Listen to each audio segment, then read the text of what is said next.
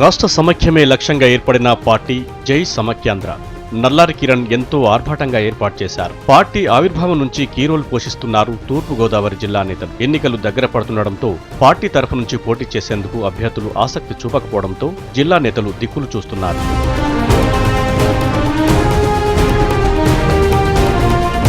జై సమైక్యాంధ్ర పార్టీ ఉపాధ్యక్షులుగా రాజమండ్రి అమలాపురం ఎంపీలు ఉండవల్లి అరుణ్ కుమార్, హర్షకుమార్ అన్నింటా తామై ముందున్నారు. ఆంధ్రప్రదేశ్ పునర్వ్యవస్థీకరణ బిల్లుపై పార్లమెంటులో అవిశ్వాసం పెట్టి సస్పెండ్ అయిన 6 ఎంపీల్లో వీలు ఉన్నారు. కాంగ్రెస్ పార్టీ బహిష్కరించడంతో ఉండవల్లి, హర్షకుమార్ రాజకీయ భవిష్యత్తు ప్రశ్నార్థకంగా మారింది. దీంతో కిరణ్ పార్టీ ఏర్పాటుకు ప్రత్యక్షంగా సహకరించారు. పార్టీ రూపకల్పన దగ్గర నుంచి ఆవిర్భావ సభ మొదలుకొని అన్ని దగ్గరుండి మరీ చూసుకున్నారు.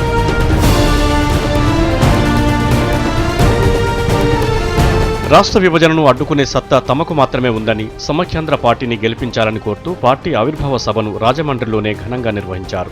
పార్టీకి మద్దతు పలికిన నేతలంతా 10 రోజుల్లోనే టీడీపీ గూటికి చేరుకున్నారు. కిరణ్ అనుచరులుగా పేరున్న శైలజనాథ్ పితాని కూడా సైకిల్ ఎక్కడానికే మొగ్గు చూపారు. దీంతో కొత్తవారు రాకపోవడం, పాతవారు వేరే పార్టీలకు జై కొట్టడంతో పార్టీ మనుగడే ప్రశ్నార్థకంలో పడింది.